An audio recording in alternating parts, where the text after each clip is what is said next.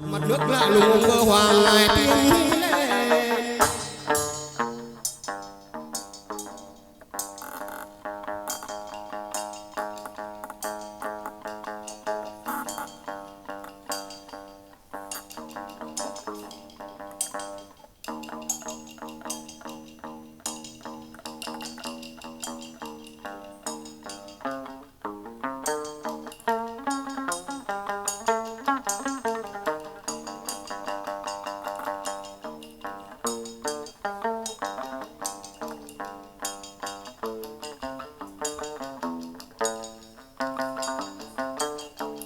Hỏi độc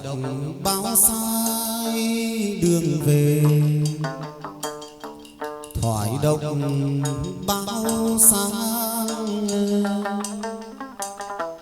Có điện thất bảo có tòa đại dương ý.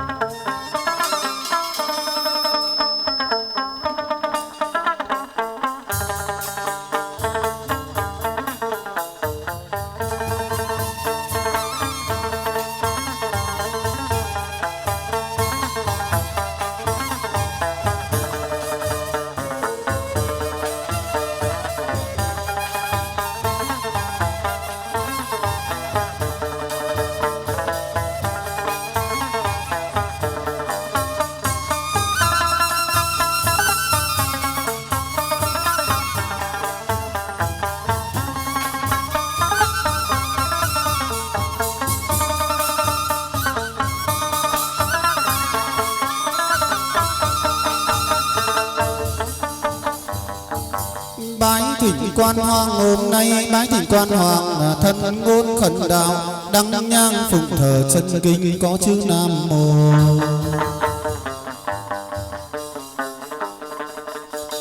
Khai quang dòng nhan thập cờ diệu hoàng bước chứng đàn duyên ngã tích tăng cung giang kim phụng hoàng thân cận thánh chúa thiên trung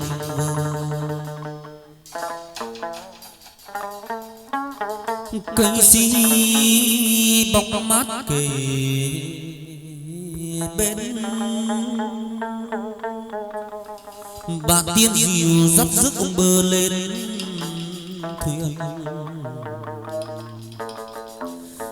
thuyền dạo chơi trèo mờ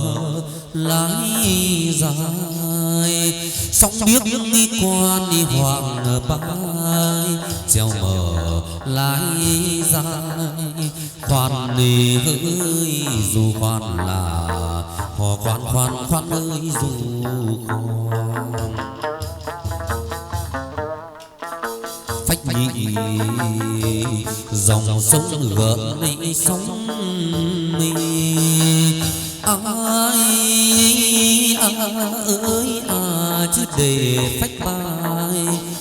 ba hoàng người căng buồm hoàng rằng biết chăng hoàng ơi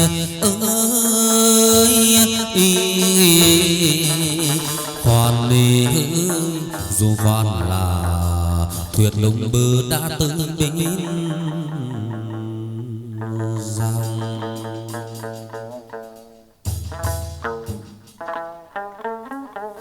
độc đình hồ nước bạc nghề long lanh xôn xao sóng vỗ bên gành trăng soi tề tay tiền chuông chén rượu đào nhật đi tuần sơ lưng lên đi bệ ngọc các cô nâng mời là mời giữa công bơ hoàng sơi sơi giữa quan hoàng sơi Quỳnh tiên tay chuốc rượu đào nhị tuần dâng lên bệ ngọc các cô nâng vào là mời rước ông bơ hoàng sơi, sơi rước ông bơ hoàng sơi. Quỳnh tiên chuốc chén rượu đào, tam bối dâng lên tạ mộng các cô mi dâng mời, là mời rước quan hoàng bơ sơi, sơi rước quan hoàng sơi. Ui lạnh nhi sạc sào, nghe gió hiu hiu thổi, lửa khoang đầy.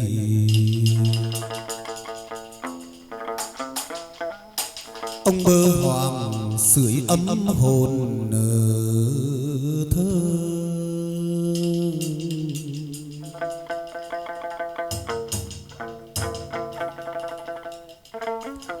Tay nâng bầu rượu, quan hoàng bơ ngồi tựa mạn thuyền,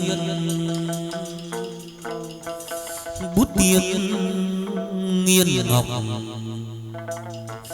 họa văn thư, cũng lại láng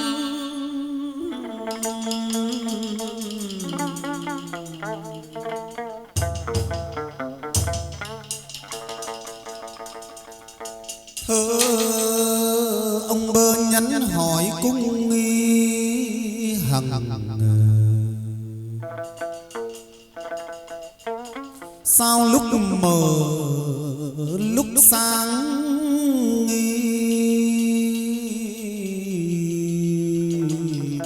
chẳng nhớ thương ai, mà khi khuyết lại khi tròn.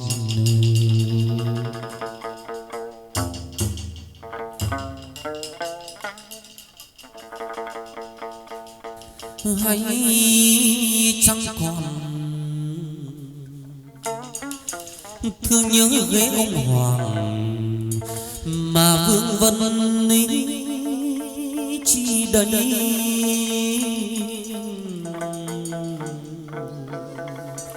Rượu chưa cạn nỡ chia tay sao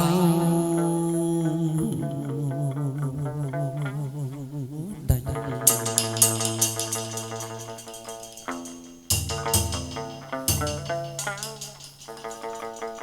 Khoan ni khoan nhật mái chèo, cửa đền bông tơi,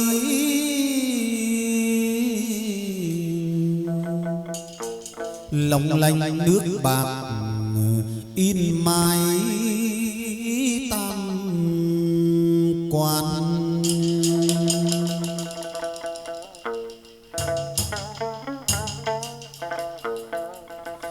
Tiếng mõ ngân vang, có tiếng chuông đền kêu anh hỏi, vẫy tay gọi các ghế ơi hoàng bơ đây vẫn đợi. Cửa đền đây ông đã tới nơi rồi.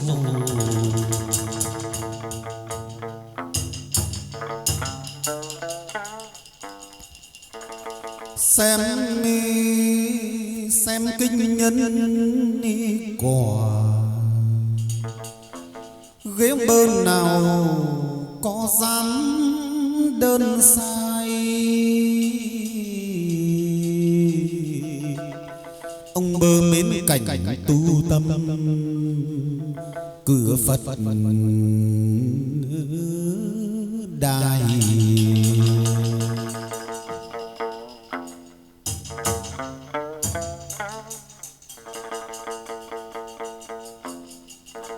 Vẫn lại tập hội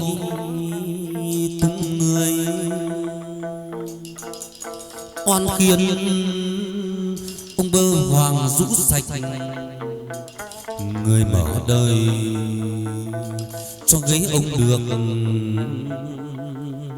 vinh hoa.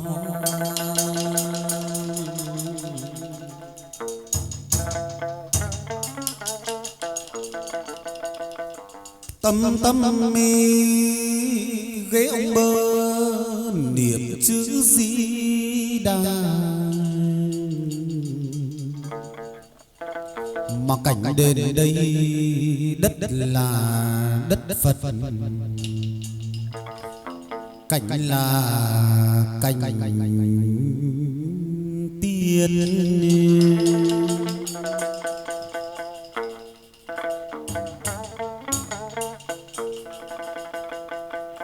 Nhớ ông bơ hoàng người vốn tính thông minh, ông bơ đủ cho ghế ông được khang linh cửa nhà. Long lanh bên giang hồi cung xuân ấy phong quang trên đền Bảo Hà.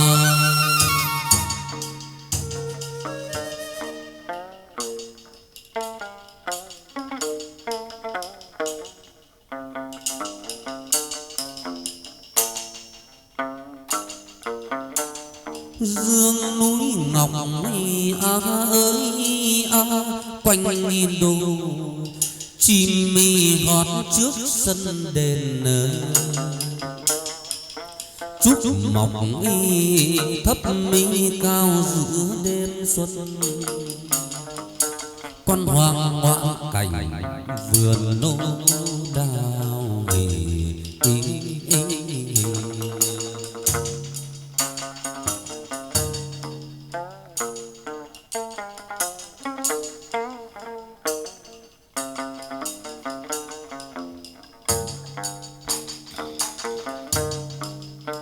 đêm xuân ngoan cảnh vườn đào, thấy vầng nghề trăng khuyết nên ba sao giữa trời đêm Bảo Hà, là nơi thắng tích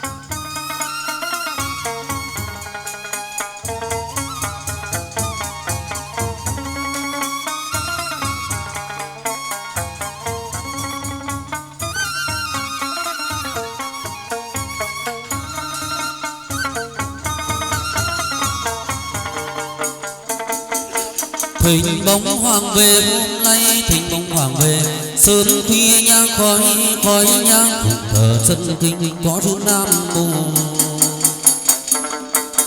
Khai quang dòng nhan thật cờ diệu, hoàng về chính đàn duyên ngã tích, tăng cung giang kim phụng hoàng thân phật thánh chúa thiên trung vương.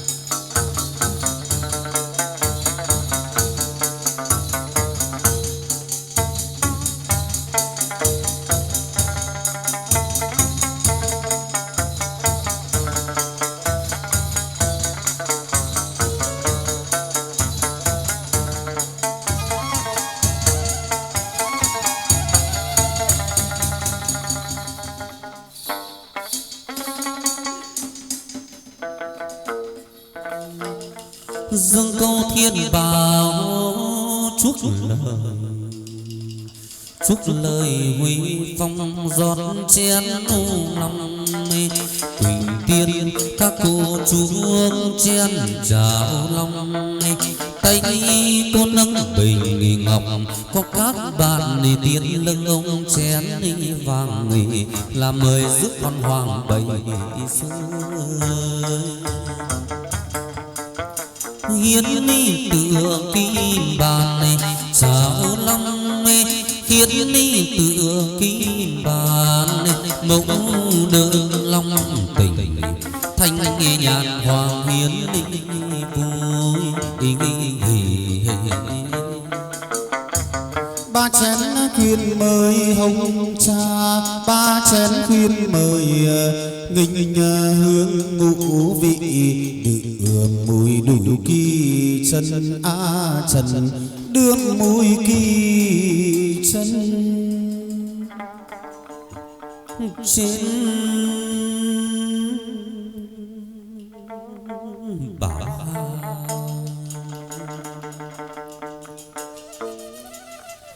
con lắm thành nghề thú vui thay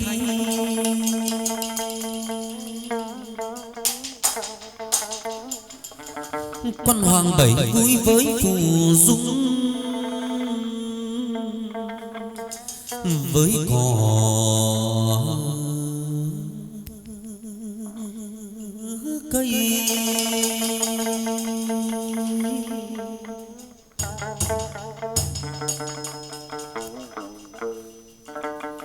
tuyết nguyệt phong hoa lấy thơ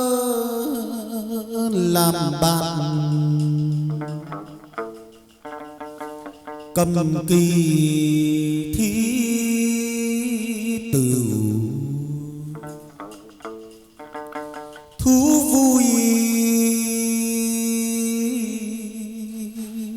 vây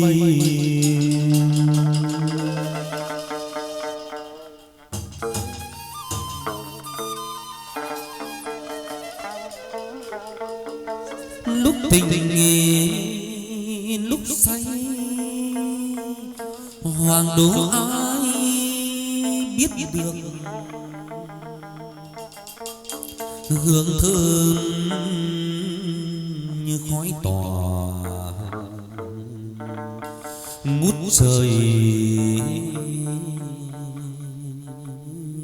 mây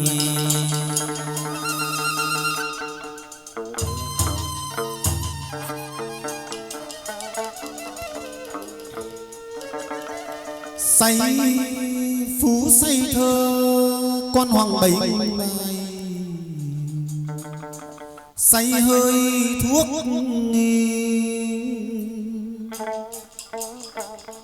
ông say nợ tang bồng tỉnh lại say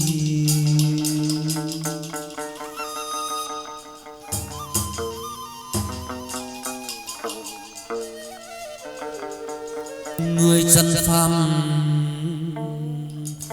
chúng con hồ dễ mấy ai hay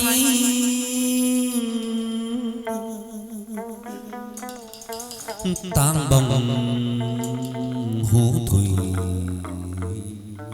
chúng con hẹn ngày vinh hoa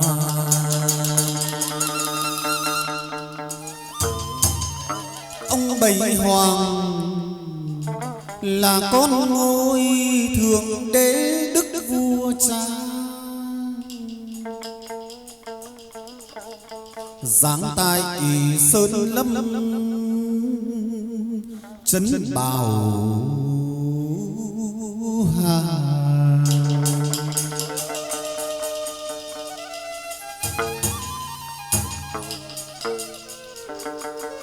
diệt mạo hương hào ghế ông tươi như nét ngọc dung ý tươi tốt khác nào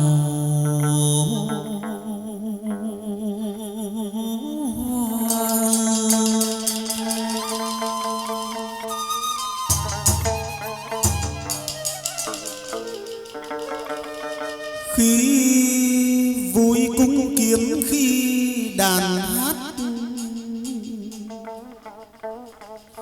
nhà thú nhà hiền lúc ầm mỹ trà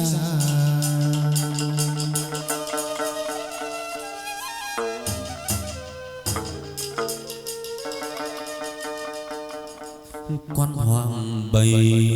nhăn lên đất ý ôi hà bào hà ôm mấy hà bào hà lên mùi phong nguyệt ý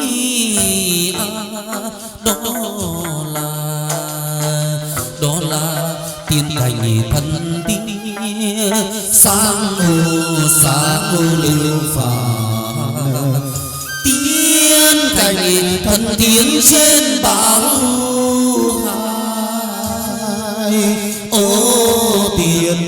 cảnh thần tiên trên bảo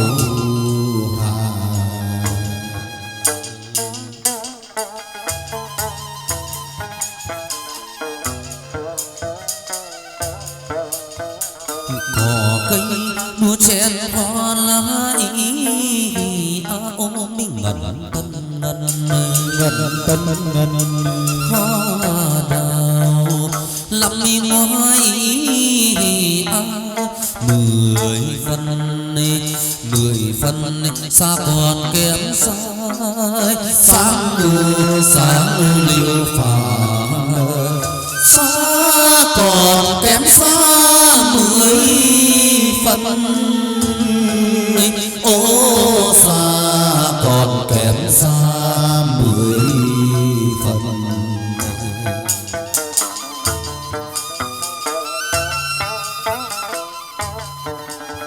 giang tay mơ khoa ý đào đồng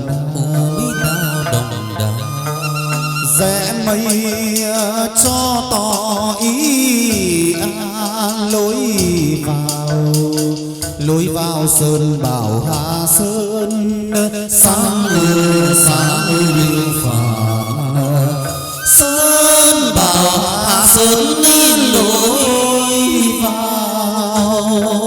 ô sơn đi bảo hà sơn đi lối vào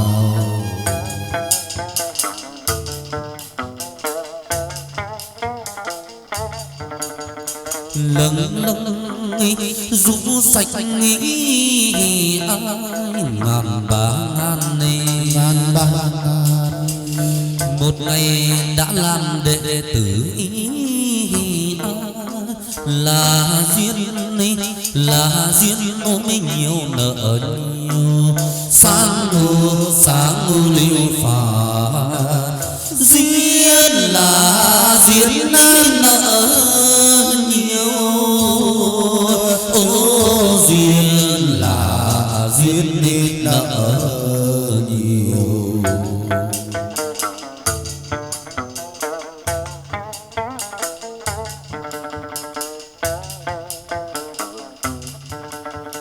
khi vui giờ sổ ý tao nam tao để ông là người có phúc ý mới cho vào hội quỳnh tiên sáng ngô liêu phàm tiên hội quỳnh tiên ông bấy cho vào ô tiên hội quần tiên ông bấy cho vào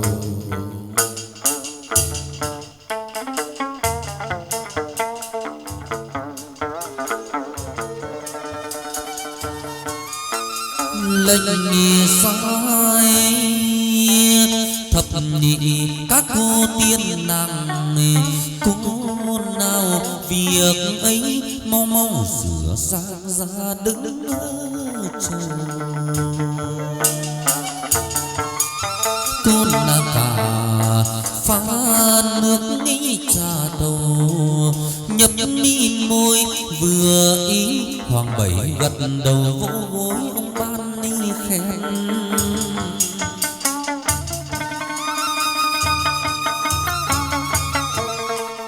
nàng đôi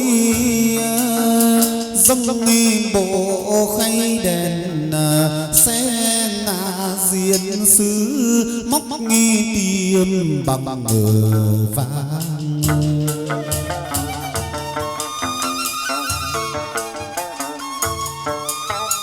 nàng nghi bái dâng nghi hộp thuốc ngang ni thế là vừa ý bóng ông bảy hoàng trên đất sơn lâm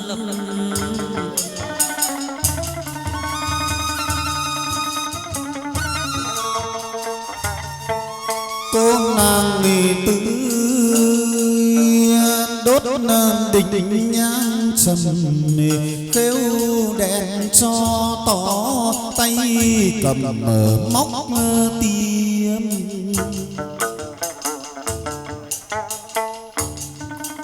cô nàng nghề năm mi dâng nghi kẹo bánh nguyên kẹo xìu thuốc lá thú cảnh tiết nào ai dám mơ bì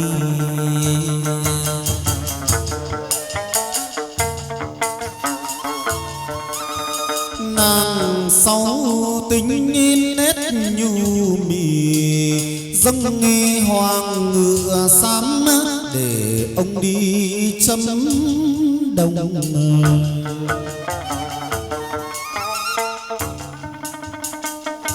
tiên cô nàng bầy đầy khúc đàn thông miệng nghe cá tay nảy đàn 4 năm cũng nghe nót lấy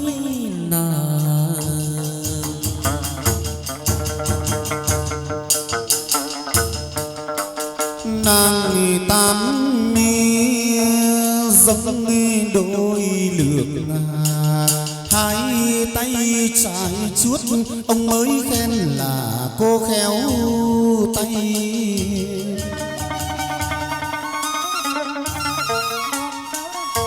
tiên cô nàng chín ni yêu điệu ai tay hai tay con nâng một lấy đôi giày để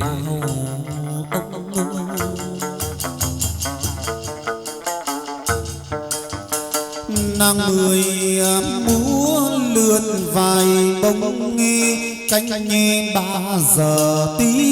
cầm đèn lồng cô bước nghi ra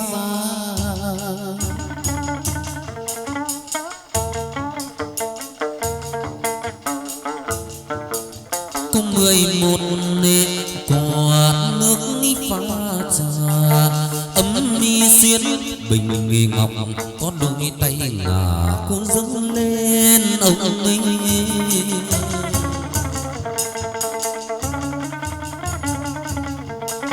cùng 12 trải chiếu chia bài cùng 12 cô vào trải chiếu chia bài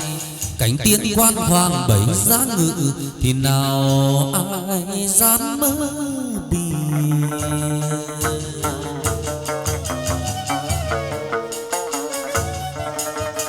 đêm qua trăng gác ngoài hiên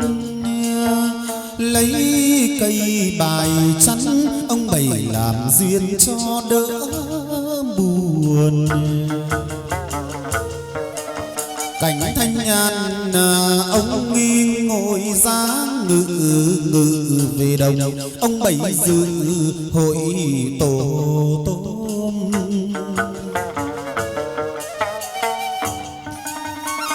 màn hoa trăng gió đông nồm tiên rồng nghề bóng quy chiều hôm đánh bài.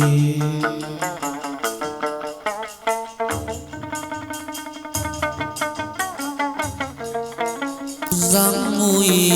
khoan ninh hai cách địa ngồi trên sập công đồng trải chiếu long lần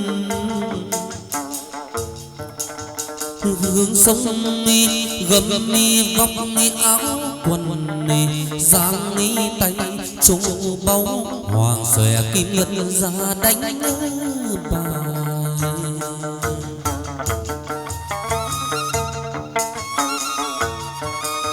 Tiên tư cố tam mỹ khôi mà nhật kính có tứ thập hồng bạch định chi tôn leo bạch thủ cả chi bí tứ xuyên lục có nước gò hoàng cũng chơi.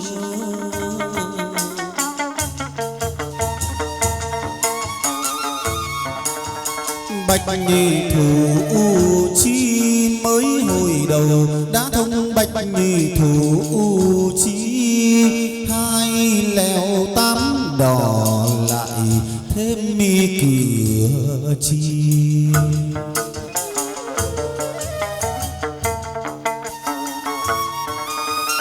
Tiên nàng nghề mừng nghề dỡ hò reo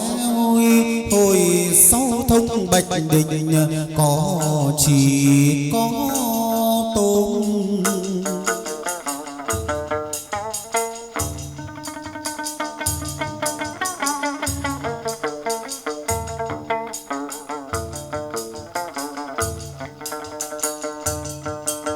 Nhắn đi ai quan hoàng bảy nhắn ai lên đi chợ cầu nô mi hỏi chú cửu vạn chiều hôm đợi chờ.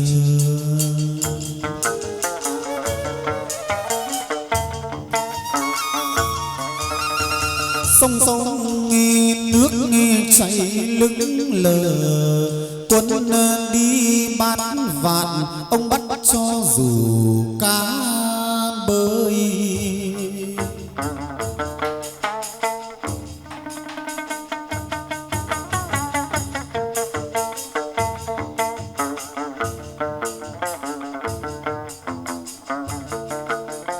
tú coi quan ni làm mi tao cùng mi quan ni bắt đầu số trần gian là áo âu chép biên ghế hoàng là người phúc mỹ hậu thảo hiền tu nhân cùng là tịnh đức quan hoàng bày chép biên cho thọ trương.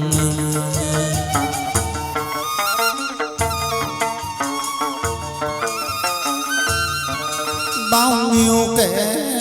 ngang cường bào ngược toan hai người không nghe trước rồi thời sau lỗi lầm ông xá chi đâu. Sở nguyện mà cho như ý ông cho sở cầu được tổng nghi tâm.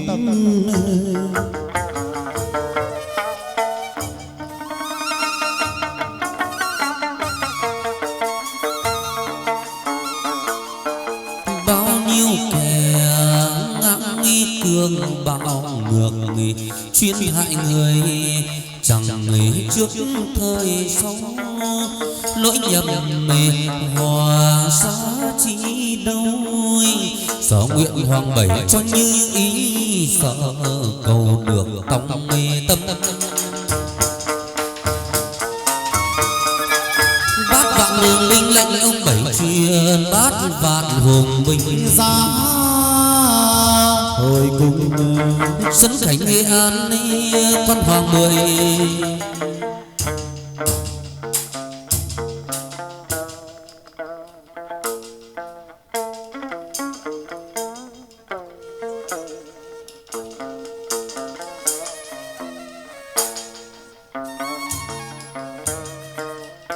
Nghe thương hội nghị quân tiên nghe tin ông Mười tới thuyên dạy lòng thơ vân tiên vân tiên mượn cánh chim mây hồng ơi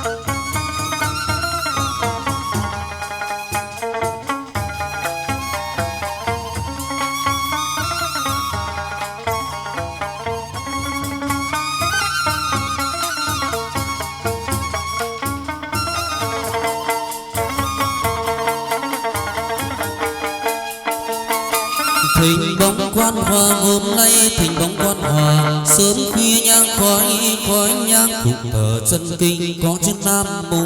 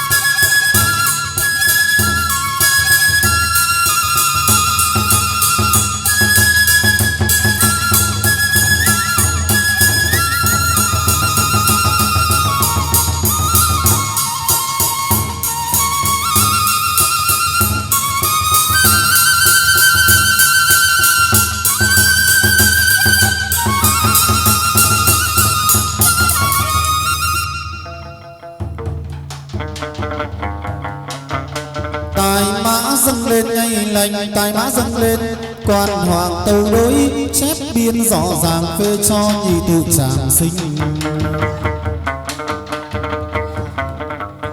đôi chữ tràng sinh phê cho nhị tự tràng sinh chữ phu chữ quý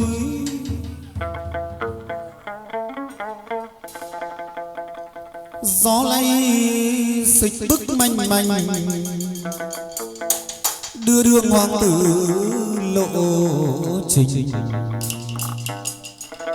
lộ trình tới đây tay tiền chuốc chén rượu đào nhất tuần sơ dâng lên đi bệ ngọc để các cô nâng mời là mời rước quan đi hoàng sơi sơi rước quan hoàng sơi tiên chuốc chén rượu đào nhị tuần á lưng lên bệ ngọc các cô mi dâng mời là mời rước quan hoàng mười sơi sơi rước quan hoàng sơi tay tiên chuốc chén rượu đào tam trung dâng lên đi bệ ngọc để các cô nâng vào là mời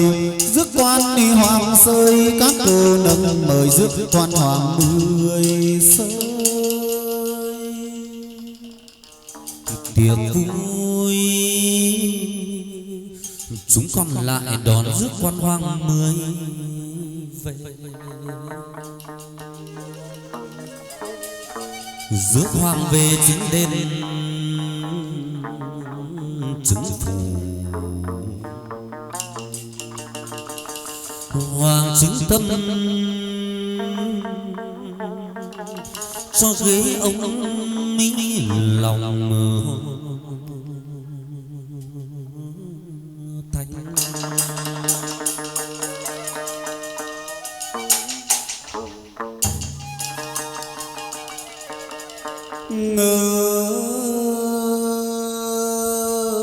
Ông mười chứng tâm mi tiếp lộc cho thân đông, cho ghế ông nghi cầu lên ước được trong gia chung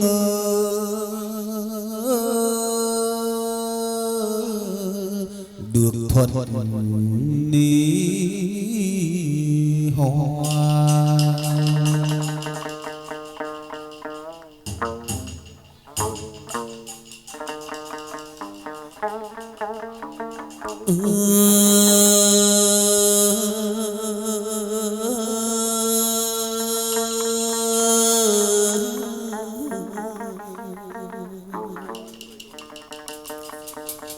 Chú muối đã mắt 3 năm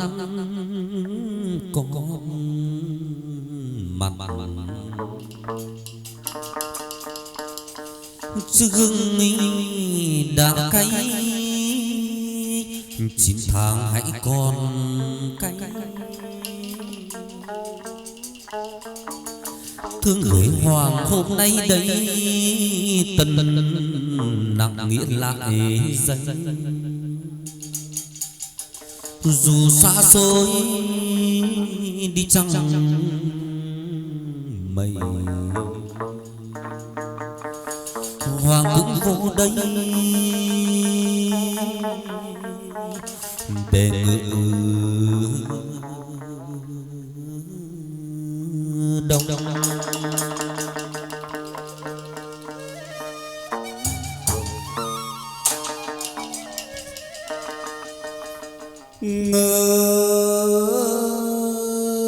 Trải ngàn năm dầm mưa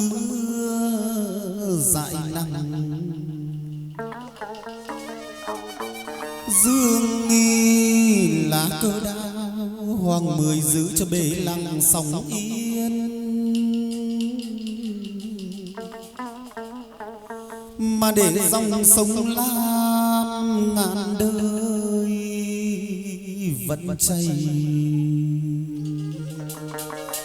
trôi lững lờ bên đục bên trong.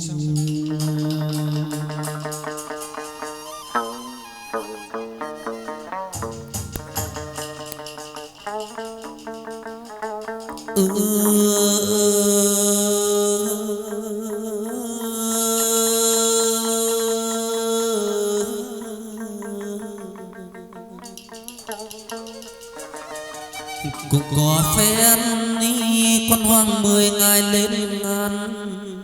xuống biển, trở ra về phủ tiền lâu son. Khi trời đứt 10 ngắm bóng trắng tròn, khi xem hoa nở khi chờ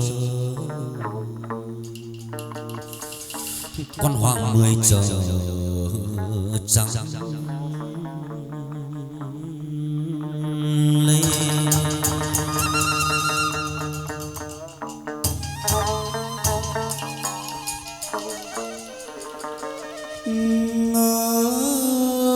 Thần Huệ ơi sông Lam răng núi ngự, câu trương tiên bến ngự đẹp long lanh.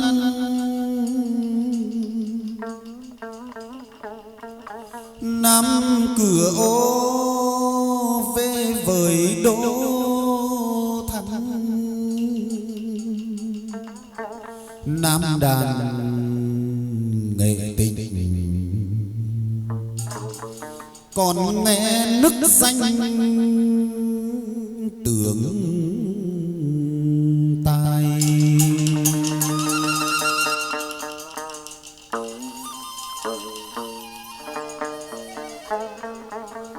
Các cô sửa sang ni áo thầm khăn đưa, mặt hoa các cô cứ ngơ ngẩn chín lý chiều cùng với ông.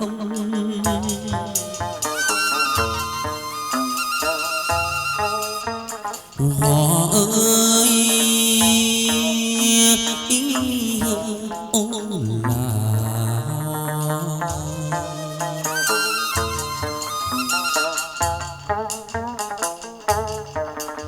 chiếc khăn điều mặc áo màu vàng ấy anh truyền thần đố ai họa được bức tranh đẹp như quan hoàng ơi, bức tranh đẹp như quan hoàng ơi.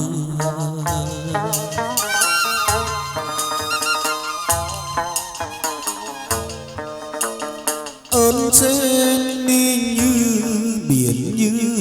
trời, ơn hoàng ghế ông nguyệt sẽ làm tôi suốt cuộc đời, nguyệt làm tôi suốt cuộc đời.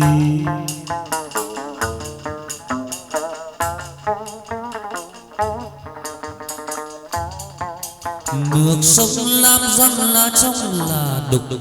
còn nước sông Lam răng là trong là đục. Có gạo chợ chua vừa trắng lại vừa trắng.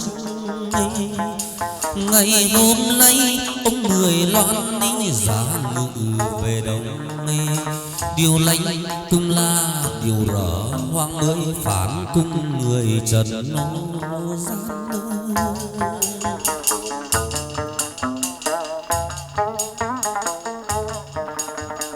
Họ ơi là họ, có cây chưa chút bụi chân, đường vô trong xứ nghệ rằng ở gần hay xa, sinh hay hỡi thủ Yên Hà. Đào nguyên các cô ướm hỏi chứ ai là chủ nhân, ai là chủ nhân.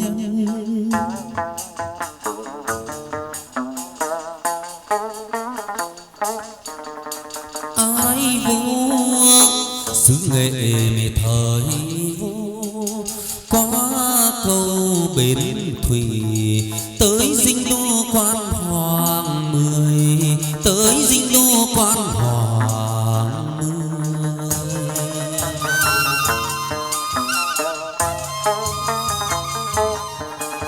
12 cô tố nữ theo hầu, chấm đi hoa cài thọc khăn nhiều tàu hoàng vắt nổ vai. Đô lương hàm mề chấm dần đi đô văn hai, có cả dân ông đi điếu ngựa, con nàng đối đi theo hầu, con nàng đối đi theo hầu.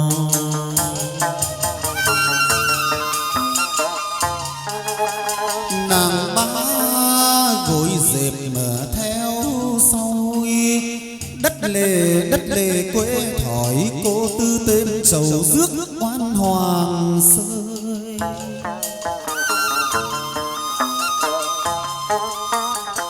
Nàng năm mi dâng già hương soi, cùng mi cô nàng sáu đứng ở bên ngoài chuốc rượu hầu ông.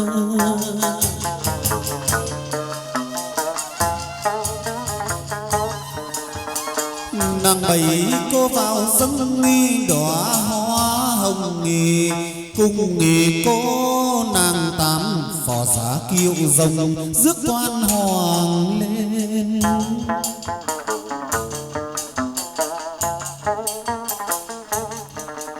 con nàng chín đi thỏ thẻ oanh vàng, tiếng kêu con chín thổi mà làm đầy với lòng mấy hoang, đầy với lòng mấy hoang.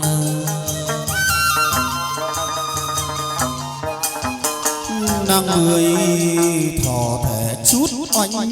vàng, thơ ngâm có một khúc sao khiến lòng hoàng cứ lâng ngô lâng. Còn đôi cô múa lượn lìa cánh tiên, 12 các cô tổ nữ hầu ra đôi bên quan hoàng mới rõ ràng. Ra hồi lên chơi có thanh nhàn cô nhất lên chơi hàng tàu sóng đủ khăn hoa ba màu. thành ra hồi cùng Là cảnh bông lai tấu cô đôi thượng nghi đại tài cô hái hoa.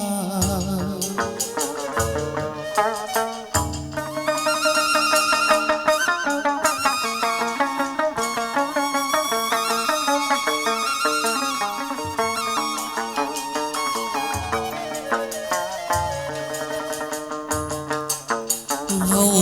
vui hầu mộng ba tòa, tiếng tăm lưng lấy vua bà yêu thương về đồng quân đánh phấn soi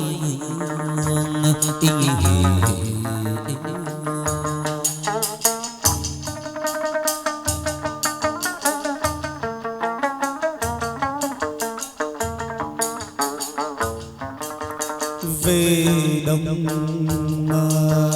đánh nghe phấn soi gương, lược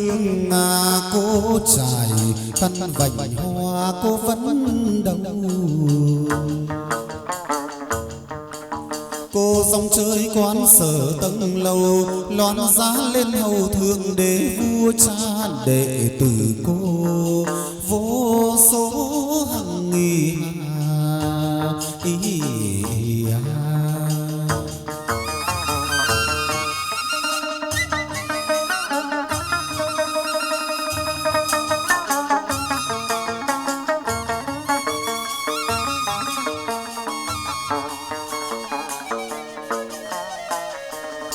đệ tử côi vô số hằng ngày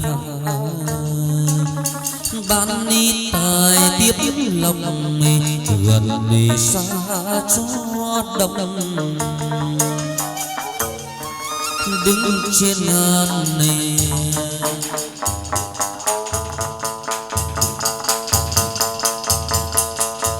dâng nhang lễ mũ ba tòa, tiêu tiêu nhã nhạc hát ca vang lừng, các tật đương thời loạn giá đền chung ý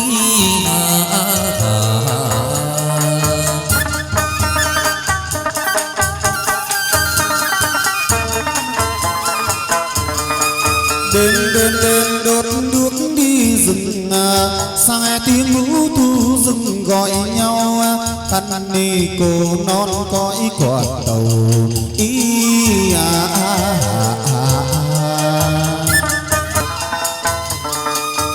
xoay cho quốc phú dân thừa, xoay trong Nam Việt 4 năm thương thái hòa, sông Đăng Cô đôi tỏa sáng gần xa ý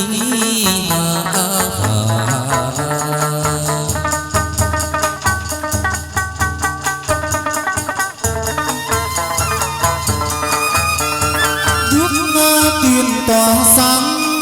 soi trong đền đẹp làm sao. Tiền tỏa sáng soi trong đền đẹp làm sao.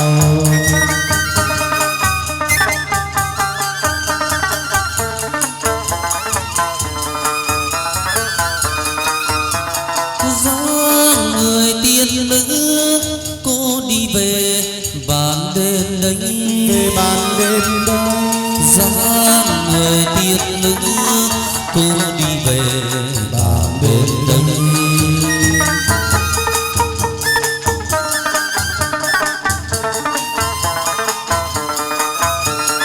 cô vượt khắp trăm non ngàn suối, ánh trăng vàng bông hoa bưởi hoa chanh, đôi tay tiền hai lá vịt cành ý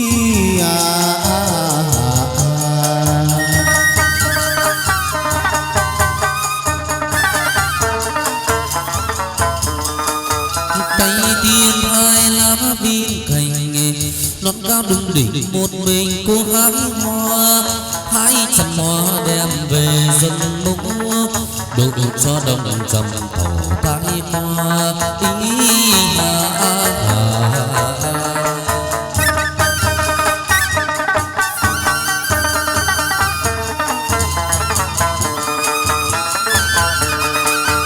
hài hoa bước lên mây, thương đồng cô loan giá về đây, áo lam chân dần hài hoa, cất cao tiếng hát hòa vang câu ca, cất cao tiếng hát hòa vang câu ca.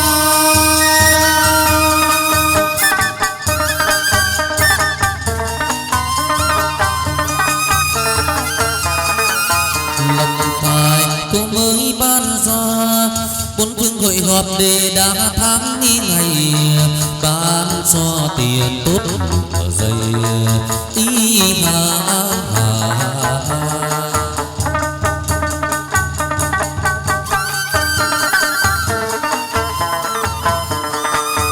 bán cho tiền tốt lụa dày,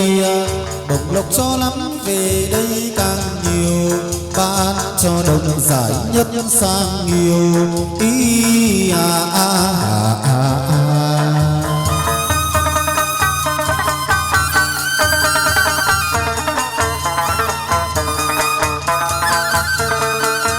ban cho giải nhất sang yêu, bổng lộc cho nhiều hơn năm ngoái năm xưa, thành đồng cô nhang khói phụng thờ ý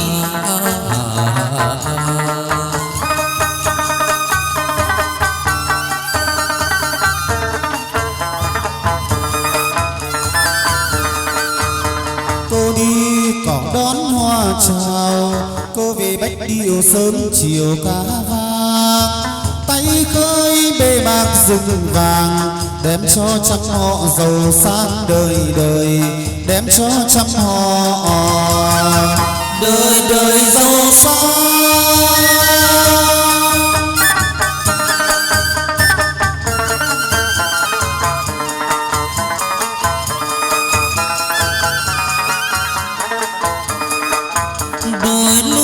đôi núi bao xa, lên ngàn tiếng cô hái bông hoa, hái hoa đem về đến đây, biết bao thanh đồng chờ mong ban khen, biết bao thanh đời chờ mong ban khen.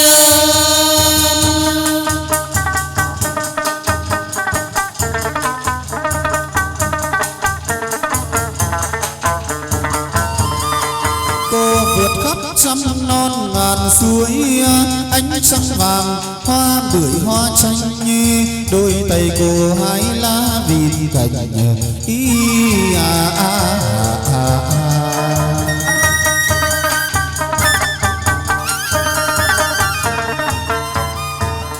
ba gian nhìn đến mắt nít thành thơ, sương dòng sườn núi tối cô đôi ngồi đầu non ca rằng tang tính tình tang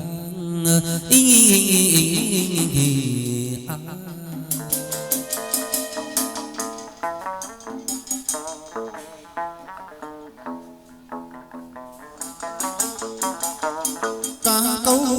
rằng này tang tích tình nhì ta,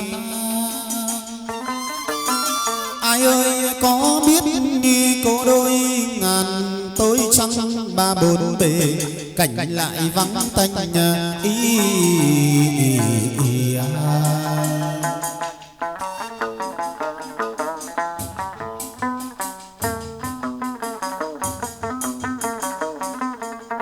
ba bốn bề quanh nghi vắng nghi thanh nghi măng nghi che măng nữ chúc mọc người xanh đầy ngàn chắp đôi tay bái lạy cô ngà thay ra hồi là bóng cô ba mẫu đặt tên chính hiệu cô ba.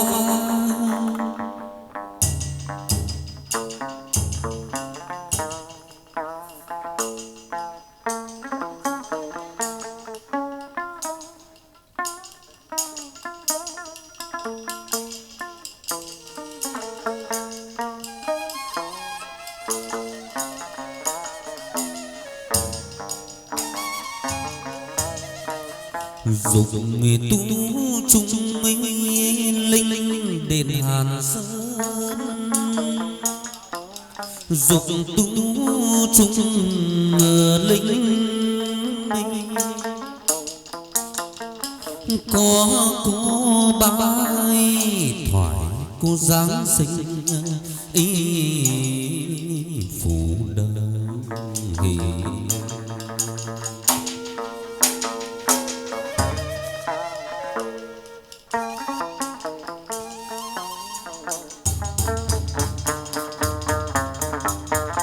làm lễ dâng nhang cô về đền làm lễ dâng nhang dâng lên tam bảo người phương độ trì dâng nhang cô vẫn từ bi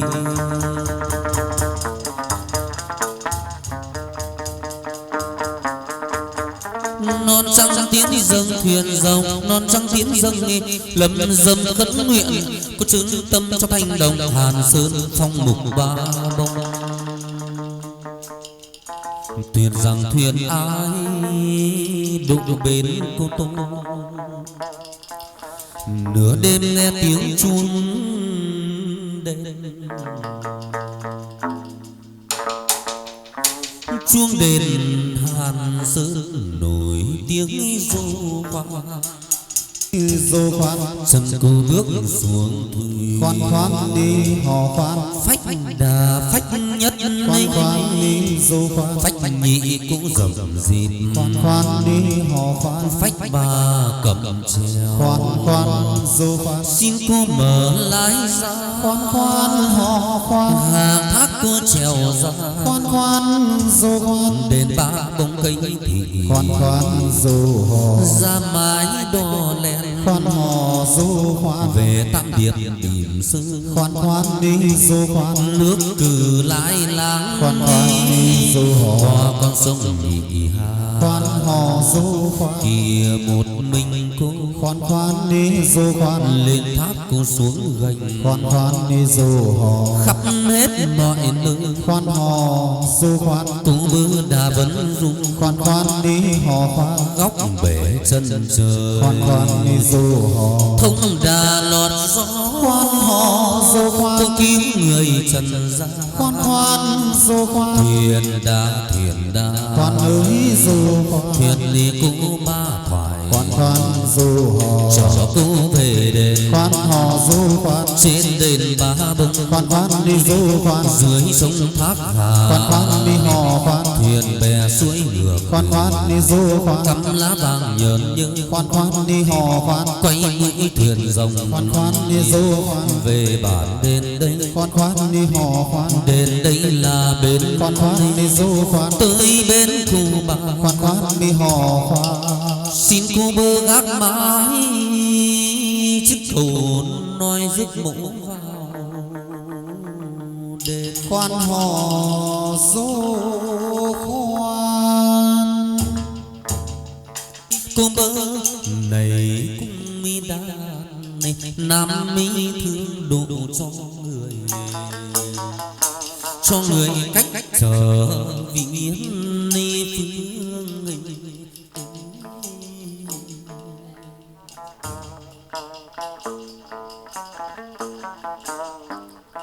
độ người cách trở viễn ni phương bắc cầu chức nên nữ dòng thuận dòng ngắt lá để thơ ý.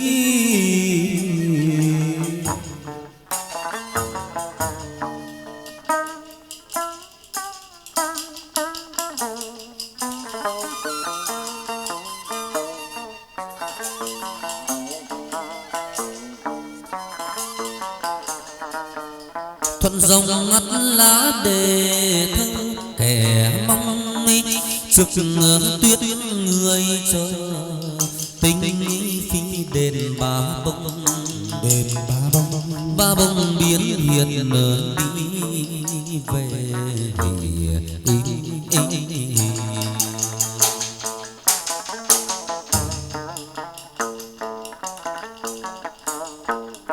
Ba bông biến hiền đi về trăng thanh gió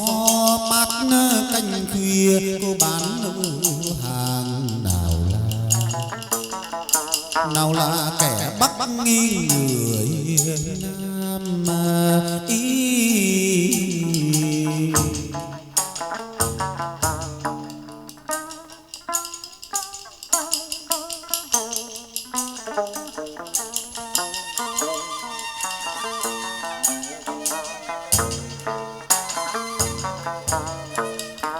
Nào là kẻ Bắc người Nam cầu sao được nghĩ vậy về đêm ba bông sắm hai cửa non trắng tiên dâng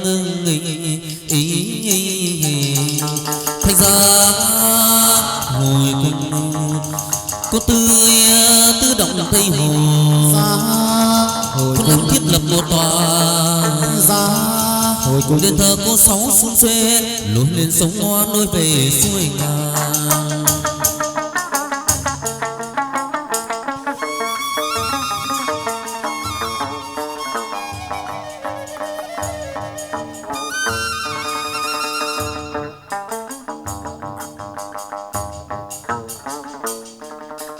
Càng thêm nức nghe tiếng thơm danh chỉ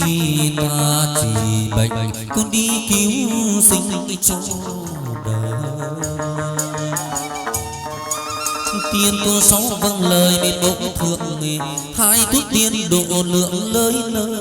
hai xanh đùng đỉnh trên đôi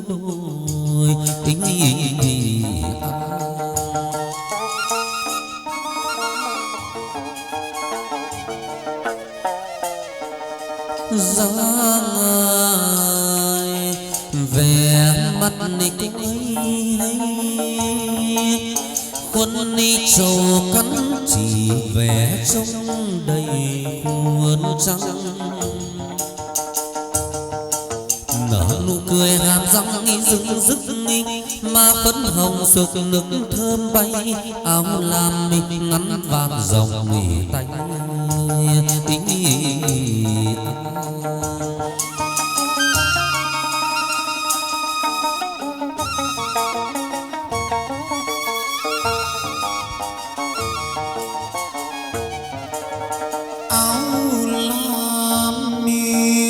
ngắn vạt rộng ngô tay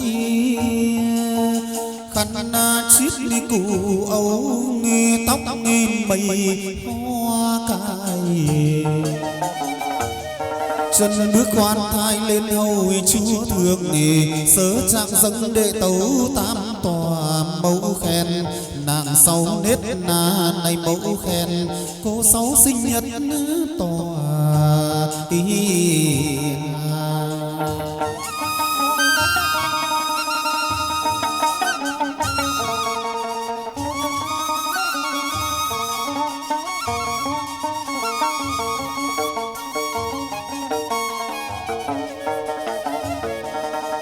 mẫu khen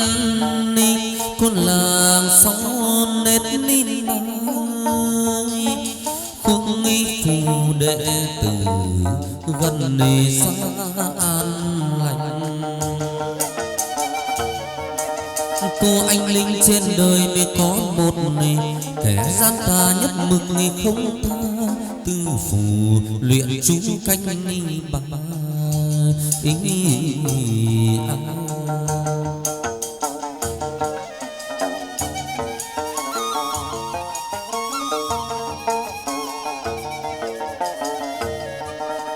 Tư phù cô luyện chú canh ba canh tư đốt đuốc vào ra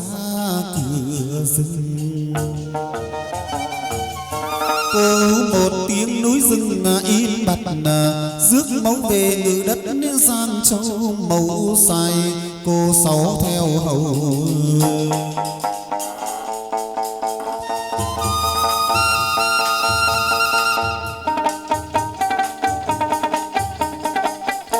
về đền làm lễ dâng lên tam bảo mười phương độ trì, tay dâng nhang miệng liệm từ bi ý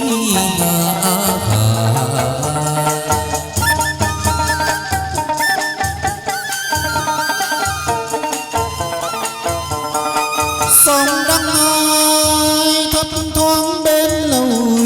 trời bao sân sắc tốt tươi rườm rà trên ngàn, lên trên ngàn lắm quả nhiều hoa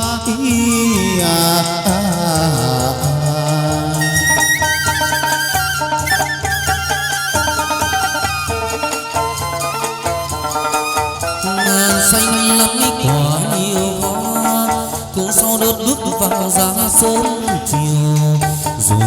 mây nặng chiếu lưng đèo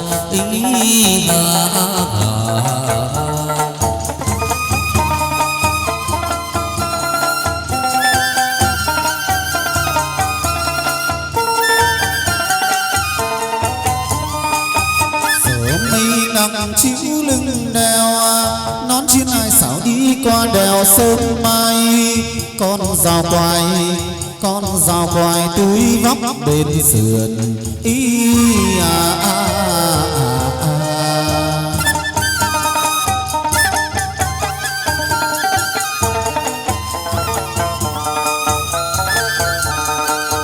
rào quài túi rất bên sườn, lên ngàn hái quả miệng cười líu lo, hái đào lê cam quýt nhặng dừa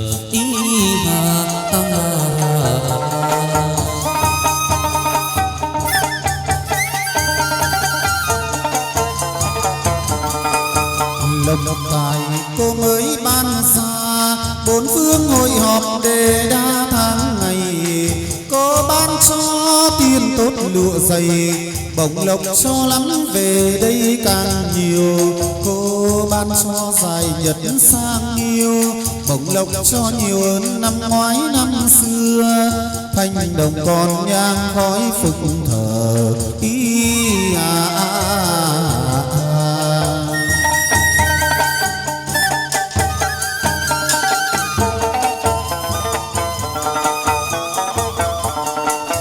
tay tiên hai lá vi cành, non cao đứng đỉnh một mình cô hái hoa, hái trăm hoa đem về dâng bông, độ cho đồng trầm thầu thái qua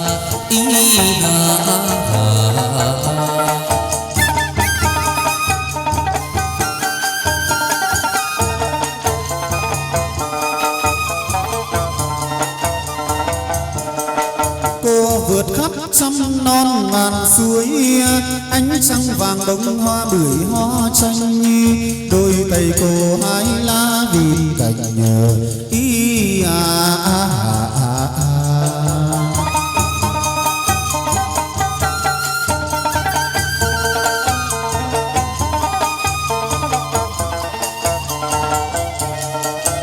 tay tiên hai lá viên cành, hái tài hái lộc hái công danh cho đồng, hái hoa lan hoa huệ hoa hồng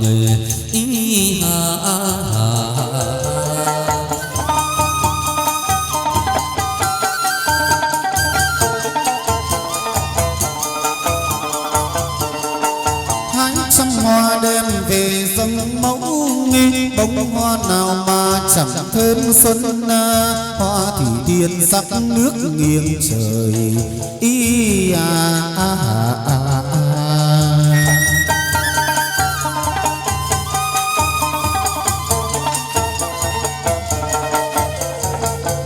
thủy tiên sắc nước nghiêng trời phù dung yểu điệu người đời say xưa hoa thiên lý tuổi vừa đôi tám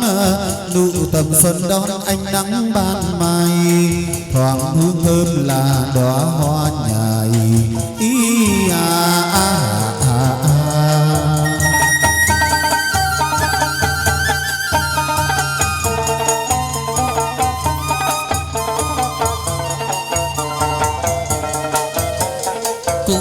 vui về hội múa là về đây múa ca xin sơn trang tôi linh bên hài hoa dạo chơi khắp nơi chim oanh líu lô chào mừng cất đi tiếng ca vang.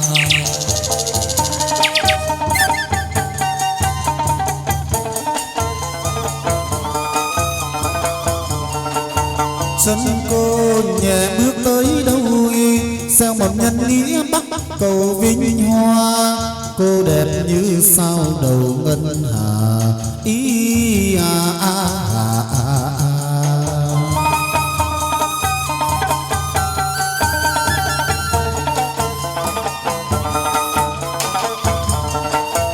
đẹp như sao đầu ngân hà trăng rằm tháng 8 như là sao mai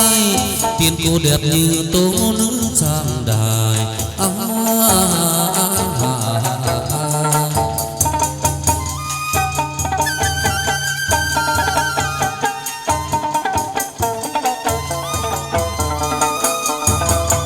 đẹp như tố nữ trang đài như vàng ngọc thạch như vàng kim cương cô đẹp như hoa nở trên cành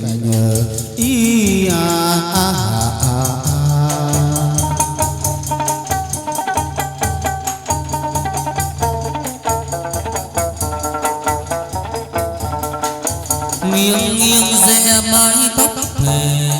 khi chơi mạng ngược khi cô về mạn xuôi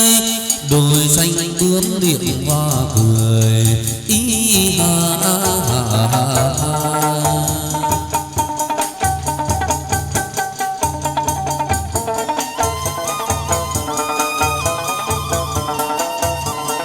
ai tài lộc cô ban ghét ai hổ dễ kêu van đường nào bạn đến đây sớm tối đi vào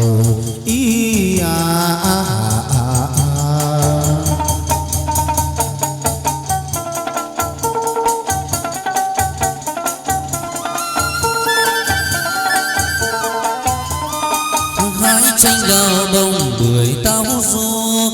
bạch lê hùng lị vài thiêu tranh nguyên chơi một bầu phong nguyệt vô biên lên rừng hái quả đào tiên của em về sơn lâm cam quýt sum xuê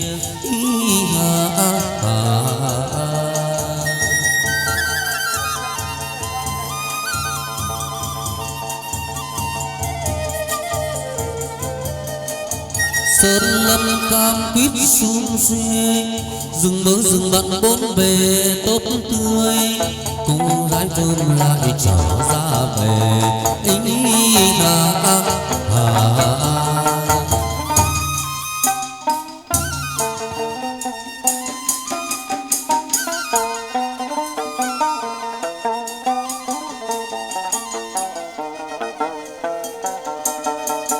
hai xanh đùng đỉnh đi lên đi đồi chân quân xà cạp cô sáu đeo gùi trên vai thược ương ngắm cổ đeo kiềng bạc nghề rẽ đường ngôi mượn mượt tóc mây giang vẻ ngọc nghề hay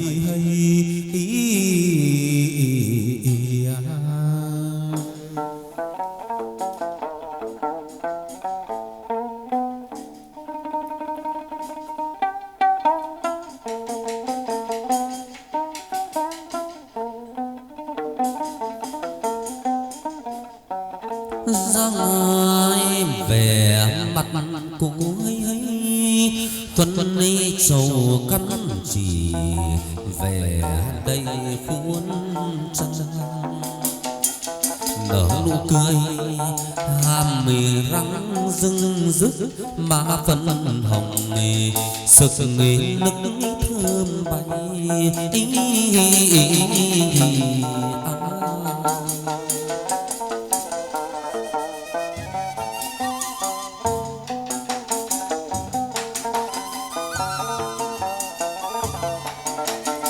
áo lam mi ngắn ni vạt rộng ở tay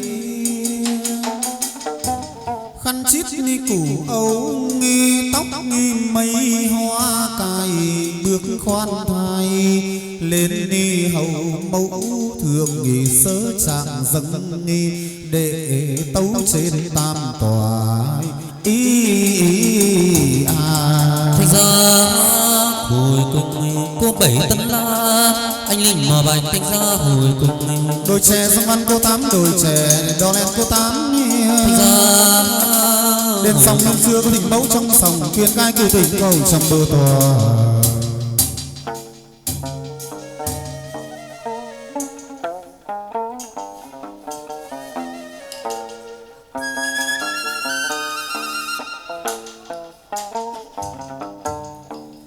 cô lấy làm nhà xanh xi cô lấy làm mấy nhà tòa si cô mắc vòng mây trông ra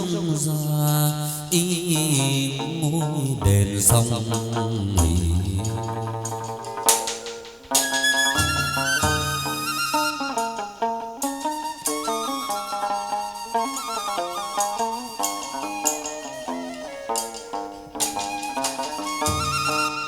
đôi mạch giao long âm dương đôi mạch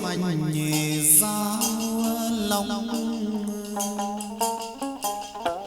99 xuôi công đồng người vào ra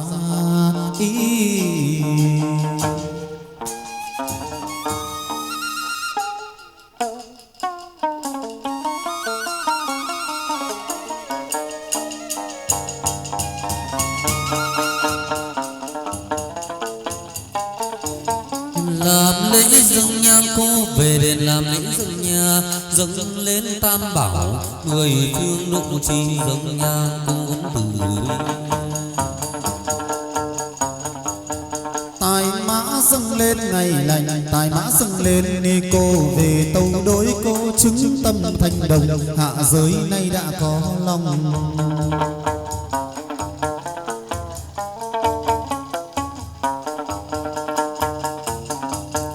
khai quang dòng nhan thập cờ diệu quang minh chứng đàn duyên ngã tích tăng cung giảng kim phụng hoàng tân cận thánh chúa tiên trung vương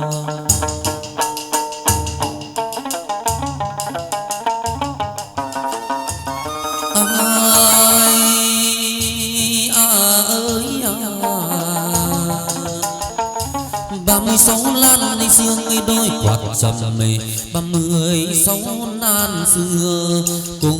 mua tơi quạt cô chín lại thương đến các thanh nghi đồng tình tình tang tình tang tang tình tình ta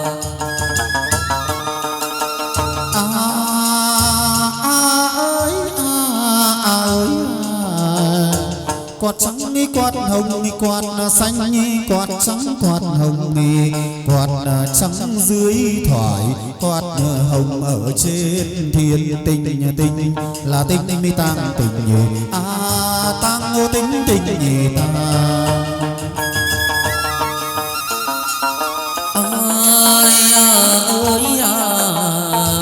sóng lặng bể an cô chín cô quạt cho sóng nghìn lặng bể an trăng đi sao sáng tỏ xuống đi đang mang mây mờ tình tình tang tình tang tình tình ta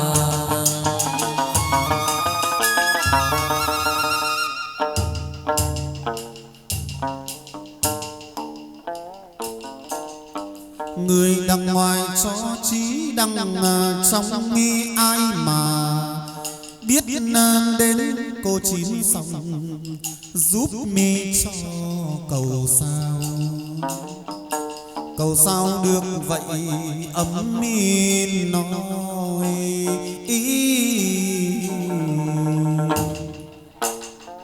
cầu sao được vậy ấm no cho buôn may ban ni đắt cô độ cho ý an ni lành trả lễ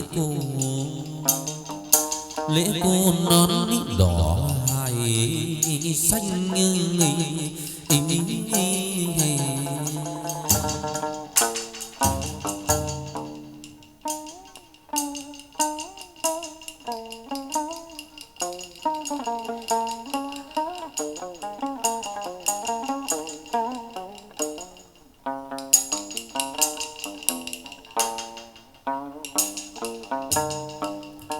lễ cô nón đỏ hai xanh đem về dâng nghi mong cô lấy danh nhi cho đồng thỉnh mời cô chắc dáng đền chung ý.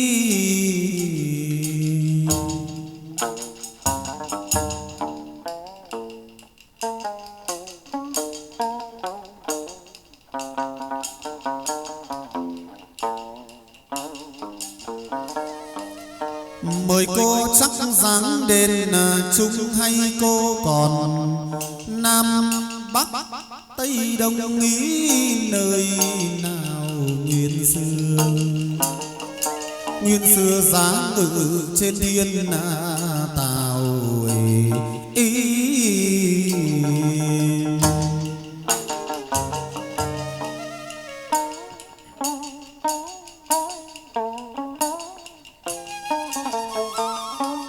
nguyên sư cô dáng ngự thiên tao sẩy tay chén ni ngọc cùng nguy cao đế đình vậy cho lên cô mới dáng sinh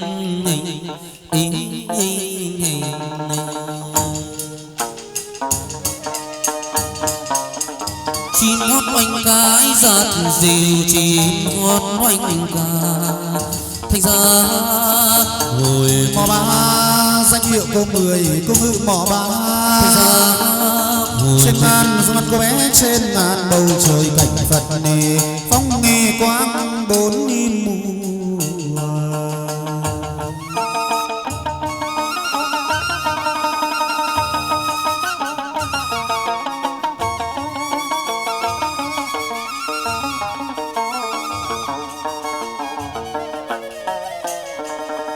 chim bay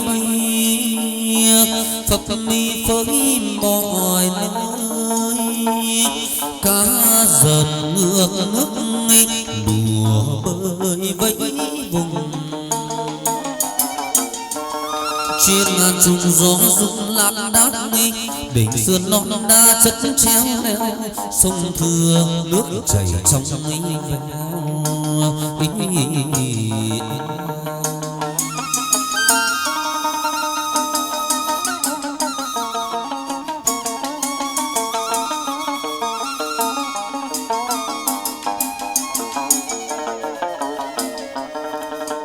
nghi nước nghi chảy trong veo thuyền xuôi bè ngược nghi hò reo vang lừng núi đá xếp mấy tầng nghề cao thấp mi cây chết cây tràn ngập màu lam càng nhìn đồi núi càng xinh ý.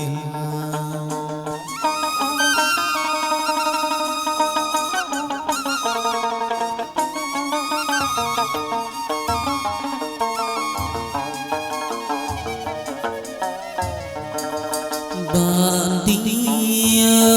nên dùng mình đình xa về nón đi chiêng hai xào lắng nghe ngạt nỉ ngao. Sớm sông lô tối về tuần hạ, bạn tiên ngồi đàn hát lưu lô ý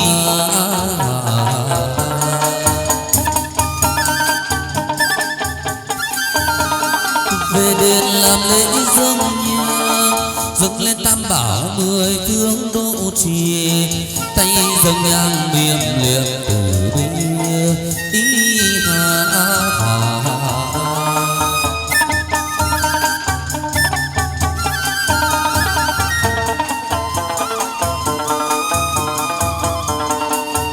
đêm đêm đốt đuốc đi rừng sang nghe tiếng lũ thú rừng gọi nhau, khăn đi cô non cõi quạt tàu ý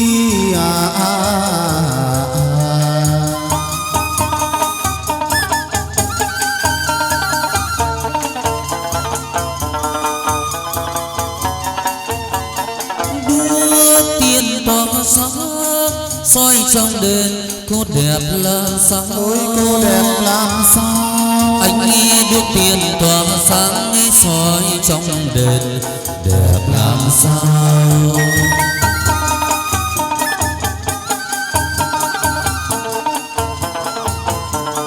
dáng người tiên nữ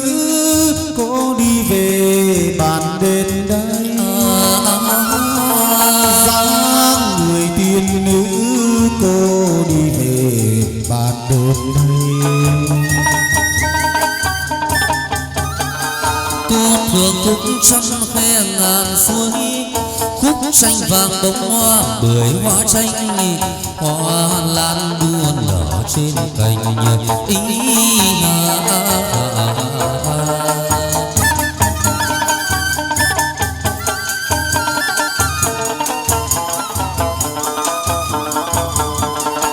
hoa cầm trướng trà mi đua nở, hoa mặt đào rực rỡ khoe sương, bông thủy tiên sắc nước nghiêng trời ý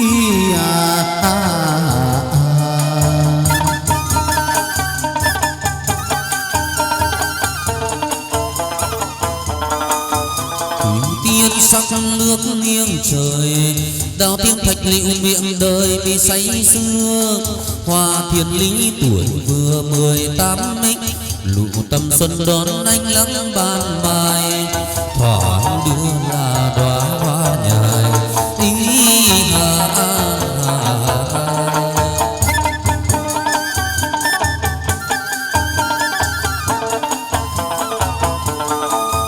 tới đâu có đón hoa trao,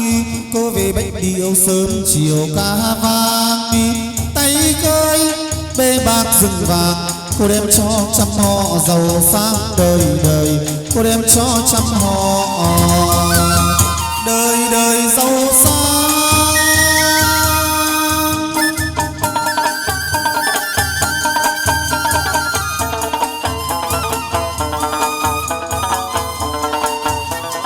cao dốc cao càng cao, dốc cao rồi đi xuống đèo, đèo mây lại chập trùng xa xa thấy đền cô bé, đây mới thực là đèo nhìn xem xinh đẹp tươi, pi nọn ơi sao nọn ngời, hoa giàn hoa thắm tươi, giàn hoa thắm tươi, chim oanh lưu rộn ràng cất đi tiếng ca vang.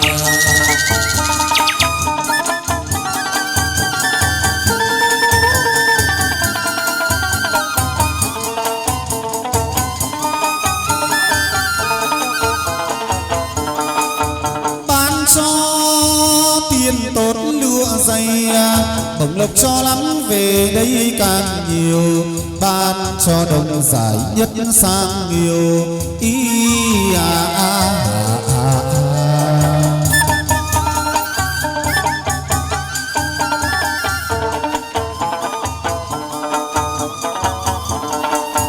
ban cho giải nhất sang nhiều, bổng lộc cho nhiều hơn năm ngoái năm xưa, thanh đồng tu nhang khói phụng thờ 30 mùng 1 14 mi hôm rằm 30 mùng 1 hôm rằm 14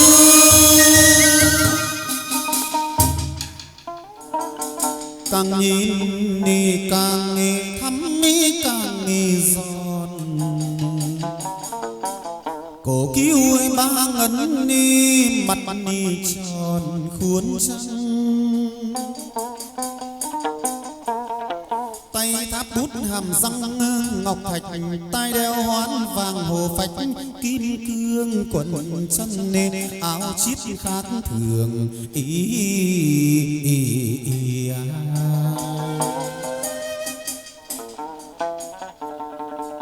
quần chân áo chít ni khác ni thường chân đi hải xào trông tựa nhường khai hoa đầu nón chiên lắng hoa mi hồng quầy lưng đai xanh bồ đầy giáo quai trên đầu lược dắt chấm cài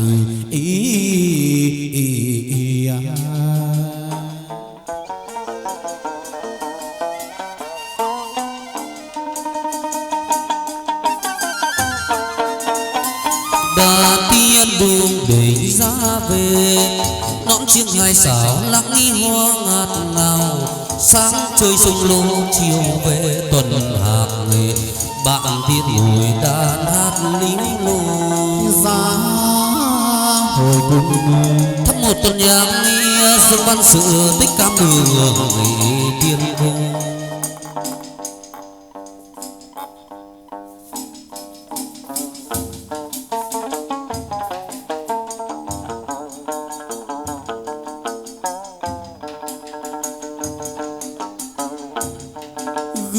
tần tào đời đời ghi nhớ chữ kiệm cần ví tựa vàng son trăm năm bia đá dấu mòn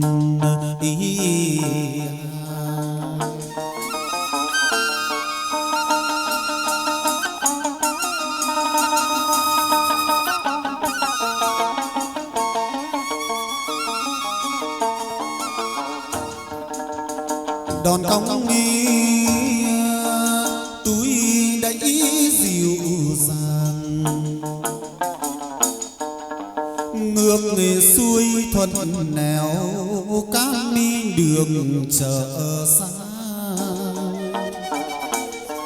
hai túi đẩy lượt là nhiễu vải lụa tơ vàng nghề xôi đũi hoa trơn vai cô nặng gánh cạn khôn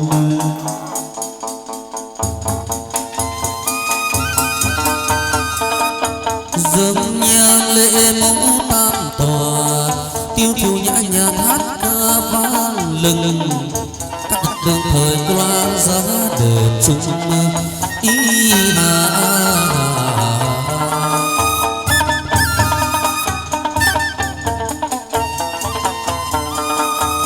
trèo lên đi qua dốc nghi ngồi gốc nghi cây đa ta lý như cây đa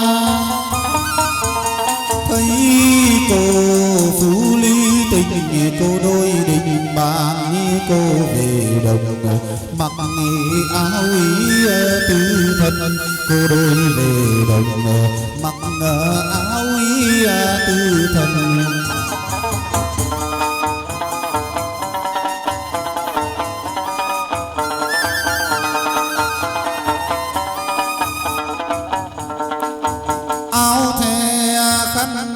xếp mi ta lý như ba tâm mi ta lý như ba tâm ai may phú lý tình cho cô đôi mặc chứ hay là ta lý ghế cô dâng lên chứ hay là ta lý ghế cô dâng lên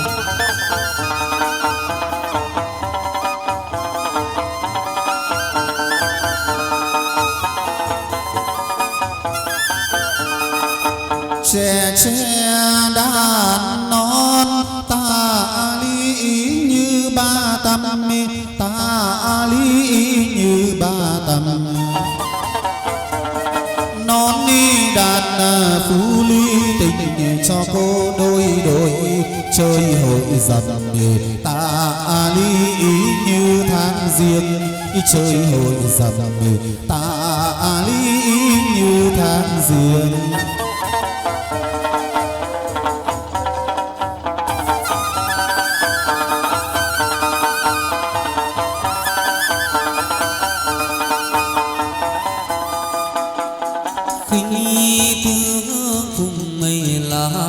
Khi lấy tương ngộ xuôi lên bộ vắng tiếng cơ tình chia bao lại lần chân là cánh lắm cánh chia bao lại lần chân là cánh lắm cánh bên mà oanh bên mà oanh ngồi tựa răng thanh thương nhớ sầu anh thương nhớ sầu anh lẻ loi chim nhàn ơi bạn ơi tình ơi là cô biết đến bao giờ họ mặt là đôi xanh đôi cô biết đi đến bao giờ họ mặt là đôi xanh đôi.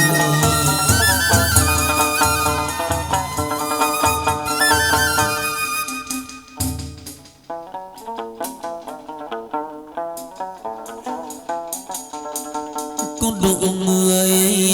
trên bộ dưới sông thuận đi dòng xuôi ngược người thong đi dòng cô đi về khắp nương bản nhớ tay cô tế độ ai khẩn cầu thúc nghi thọ tai danh cam mi đường rực miếu anh linh sở cầu mi như nguyện thể tình thế gian đi từng rào cảnh đông cuồng trái hút đền bảo hà ngòi góp lao cài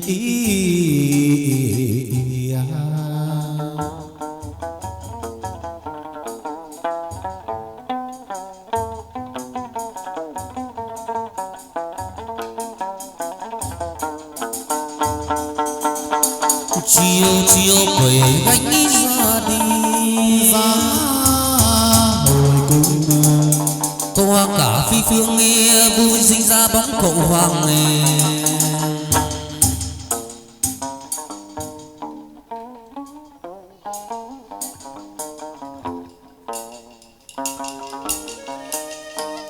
thánh mẫu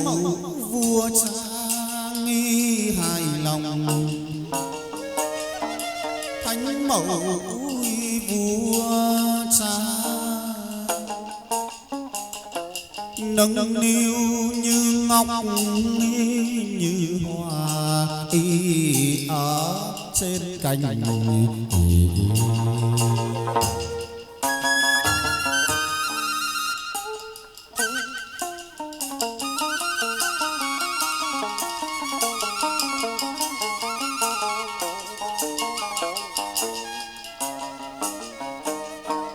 tháng tám tiệc cha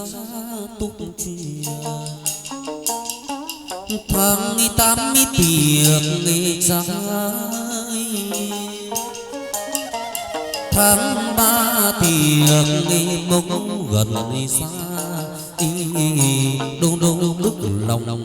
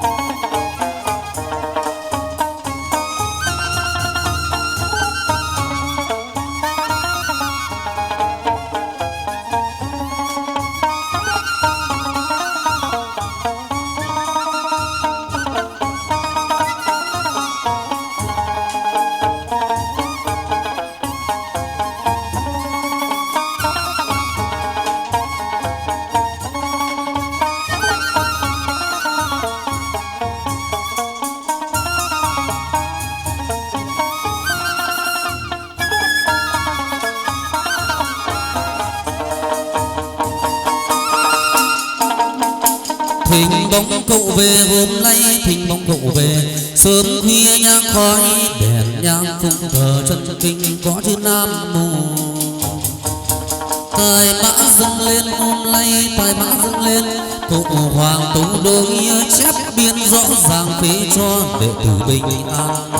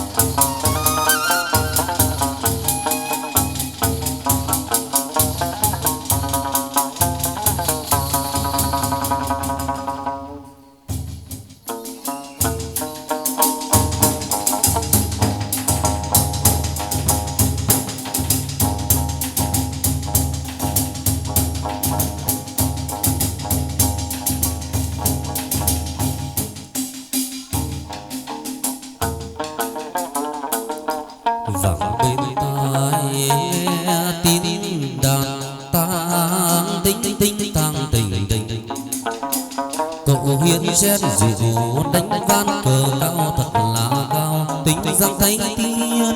chuộc nghĩ chén rượu đào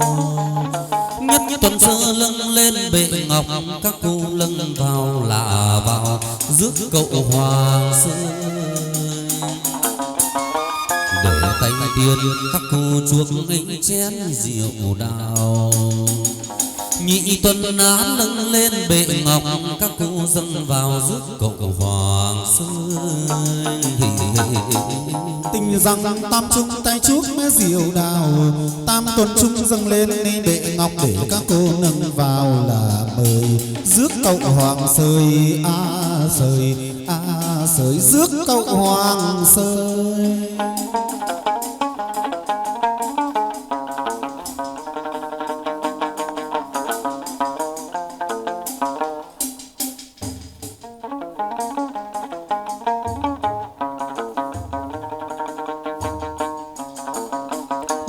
Dập xa xa đường cậu đi muôn dập xa xa thanh nhẹ nhàng tay thảo bút ni hoa cậu để bài mình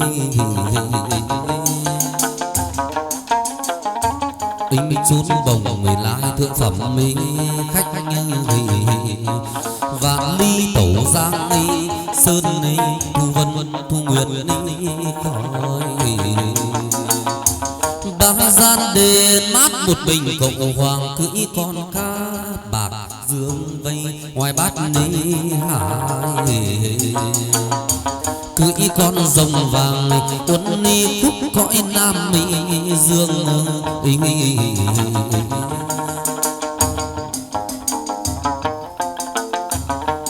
chữ quân quan cậu hoàng xem cho tường khi lên trên rời hiên chén rượu thanh đánh nhì ván cờ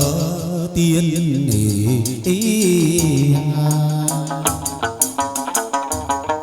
đỗ chân phàm mà ai họa được thì nên anh nhớ hùng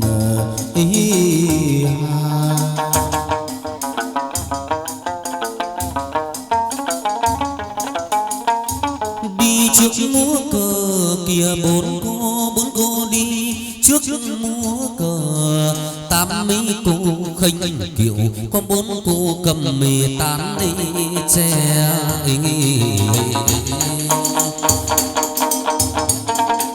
dục mã vi về vàng vàng